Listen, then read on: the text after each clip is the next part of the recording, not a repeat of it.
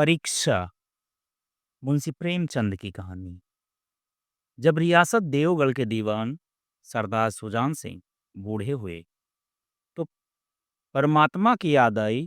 जाकर महाराज से विनय की कि दीन बंधु दास ने श्रीमान की सेवा 40 साल तक की है। अब मेरी अवस्था भी ढल गई है। राज का संभालने की शक्ति नहीं रही।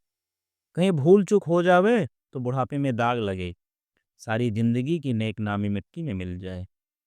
राजा साहब अपने अनुभवशील नीत कुशल दीवान का बड़ा आदर करते थे। बहुत समझाया, लेकिन जब दीवान साहब ने ना माना तो हार कर उस उनकी प्रार्थना से स्वीकार कर ली। पर शर्त यह लगा दी कि रियासत के लिए नया दीवान आपको ही खोजना पड़ेगा। दूसरे दिन देश के प्रसिद्ध पत्रों में यह विज्ञापन निकला कि देवगढ़ के लिए एक सुयोग्य दीवान की जरूरत है। जो सज्जन अपने को इस पद के योग्य समझे वे वर्तमान सरकार सुजान सिंह की सेवा में उपस्थित हों। यह जरूरी नहीं कि वे ग्रेजुएट हों, मगर हष्ट पुष्ट होना आवश्यक है। मंदाग्नि के मरीज को यहाँ तक कष्ट उठाने की कोई जरूरत नहीं है। 1 महीने तक उम्मीदवारों के रहन सहन आचार विचार की देखभाल की जाएगी। विद्या का कम परंतु कर्तव्य का अधिक विचार किया जाएगा। जो महाशय इस परीक्षा में पूरे उतरेंगे वे इस उच्च पद पर सुशोभित होंगे। इस विज्ञापन ने सारे मुल्क में तहलका मचा दिया। ऐसा ऊंचा पद और किसी प्रकार की कैद नहीं, केवल नसीब का खेल है। सैकड़ों आदमी अपना अपना भाग्य परखने के लिए चल खड़े हुए। देवगढ़ में नए नए और रंग बिरंगे मनुष्य दिखाई देने लगे। प्रत्येक रेलगाड़ी से उम्मीदवारों का एक मेला सा उतरता। कोई पंजाब से चला आता था, कोई मद्रास से, कोई नई फैशन का प्रेमी, कोई पुरानी सादगी का मिटा हुआ। पंडितों और मौलवियों को भी अपने अपने भाग्य की परीक्षा करने का अवसर मिला। बेचारे सनद के नाम रोया करते थे, यहाँ उसकी कोई जरूरत नहीं थी। रंगीन एमामे, चोगे और नाना प्रकार के अखरंगे और कंटोप देवगढ़ में अपनी सज धज दिखाने लगे। लेकिन सबसे विशेष संख्या ग्रेजुएटों की थी, क्योंकि सनद की कैद न होने पर भी सनद से पर्दा तो ढका रहता है। सरदार सुजान सिंह ने इन महानुभावों के आदर सत्कार का बड़ा अच्छा प्रबंध कर दिया। लोग अपने अपने कमरों में बैठे हुए रोजेदार मुसलमानों की तरह महीने के दिन गिना करते थे।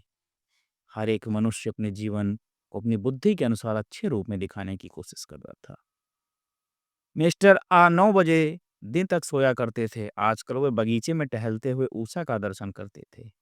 मिस्टर ब को हुक्का पीने की लत थी, आजकल बहुत राय की गए किवाड़ बंद करके अंधेरे में सिगार पीते थे। मिस्टर द, सा और जा से उनके घरों और नौकरों के नाक में दम था, लेकिन ये सज्जन आजकल आप और जनाब के बगैर नौकरों से बातचीत नहीं करते थे। महाशय का नास्तिक था, हक्सले के उपासक, मगर आजकल उसकी धर्मनिष्ठा देखकर मंदिर के पुजारी को पदच्युत हो जाने की शंका लगी रहती थी। मिस्टर ला को किताब से घृणा थी, परंतु आजकल वे बड़े बड़े ग्रंथ देखने पढ़ने में डूबे रहते थे। जिससे बात कीजिए वह नम्रता और सदाचार का देवता बना मालूम होता था। शर्मा जी घड़ी रात से ही वेद मंत्रा पढ़ते। मौलवी साहब को नमाज और तलावत के सिवा और कोई काम ना था। लोग समझते थे कि 1 महीने का झंझट है, किसी तरह काट लें, कहीं कार्य सिद्ध हो गया तो कौन पूछता है। लेकिन मनुष्यों का वह बूढ़ा जो हुई आल में बैठा हुआ देख रहा था, इन बगुलों में हंस कहाँ छिपा हुआ है। एक दिन नए फैशन वालों को सूझी कि आपस में हॉकी का खेल हो जाए। यह प्रस्ताव हॉकी के मजे हुए खिलाड़ियों ने पेश किया। यह भी तो आखिर एक विद्या है, इसे क्यों छिपा रखे। संभव है कुछ हाथों की सफाई ही काम कर जाए। चलिए तय हो गया, फील्ड बन गई, खेल शुरू हो गया और गेंद किसी दफ्तर के अप्रेंटिस की तरह ठोकरें खाने लगी। रियासत देवगढ़ में यह खेल बिल्कुल निराली बात थी। पढ़े लिखे भलमानुस लोग शतरंज और ताश जैसे गंभीर खेल खेलते थे। दौड़ कूद के खेल बच्चों को खेल समझे जाते थे। खेल बड़े उत्साह से जारी था। धावे के लोग जब गेंद को लेकर तेजी से उड़ते तो ऐसा जान पड़ता कि कोई लहर बढ़ती चली जाती है। लेकिन दूसरी ओर के खिलाड़ी इस बढ़ती हुई लहर को इस तरह रोक लेते थे कि मानो लोहे की दीवार है। संध्या तक यही धूमधाम रही। लोग पसीने से तर हो गए। खून की गर्मी आंख और चेहरे से झलक रही थी। हाँफते हाँफते बेदम हो गए, लेकिन हार जीत का निर्णय न हो सका। अंधेरा हो गया। इस मैदान से जरा दूर हटकर एक नाला था। उस पर कोई पुल ना था। पथिकों को नाले में से चलकर आना पड़ता था। खेल अभी बंद ही हुआ था और एक खिलाड़ी लोग बैठे दम ले रहे थे। एक किसान अनाज से भरी हुई गाड़ी लिए हुए उस नाले में आया। लेकिन कुछ तो नाले में कीचड़ था, कुछ उसकी चढ़ाई इतनी ऊंची थी कि गाड़ी ऊपर न चढ़ सकती थी। वह कभी बैलों को ललकारता, कभी पहियों को हाथ से ढकेलता, लेकिन बोझ अधिक था और बैल कमजोर। गाड़ी ऊपर को न चढ़ती, और चढ़ती भी तो कुछ दूर चढ़कर फिर खिसक कर नीचे पहुंच जाती। किसान बार बार जोर लगाता और बार बार झुंझलाकर बैलों को मारता, लेकिन गाड़ी उभरने का नाम न लेती। बेचारा इधर उधर निराश होकर ताकता, मगर वहां कोई सहायक नजर न आता। गाड़ी को अकेले छोड़कर कहीं जा भी नहीं सकता। बड़ी आपत्ति में फंसा हुआ था। इसी बीच में खिलाड़ी हाथों में डंडे लिए घूमते घामते उधर से निकले। किसान ने उनकी तरफ सहमी हुई आंखों से देखा, परंतु किसी से मदद मांगने का साहस ना हुआ। खिलाड़ियों ने भी उसको देखा, मगर बंद आंखों से, जिनमें सहानुभूति न थी। उनमें स्वार्थ था, मद था, मगर उदारता और वात्सल का नाम ही ना था। लेकिन उसी समूह में एक ऐसा मनुष्य था जिसके हृदय में दया थी और साहस था। आज हाकी खेलते ही उसके पैर में चोट लग गई थी। लंगड़ाता हुआ धीरे धीरे चला आता था। अकस्मात उसकी निगाह गाड़ी पर पड़ी, ठिठक गया। उसे किसान को सूरत देखते ही सब बातें ज्ञात हो गई। डंडा एक किनारे रख दिया, कोट उतार डाला और किसान के पास जाकर बोला, मैं तुम्हारी गाड़ी निकाल दूं? किसान ने देखा एक गठे हुए बदन का लंबा आदमी सामने खड़ा है। झुककर बोला, हुजूर, मैं आपसे कैसे कहूं? युवक ने कहा, मालूम होता है तुम यहाँ बड़ी देर से फंसे हो। अच्छा, तुम गाड़ी पर जाकर बैलों को साधो, मैं वहीं को ढकेलता हूँ। अभी गाड़ी ऊपर चढ़ जाती है। किसान गाड़ी पर जा बैठा। युवक ने पहियों को जोर लगाकर उकसाया। कीचड़ बहुत ज्यादा था। वह घुटने तक जमीन में गड़ गया, लेकिन हिम्मत न हारी। उसने फिर जोर किया। उधर किसान ने बैलों को ललकारा।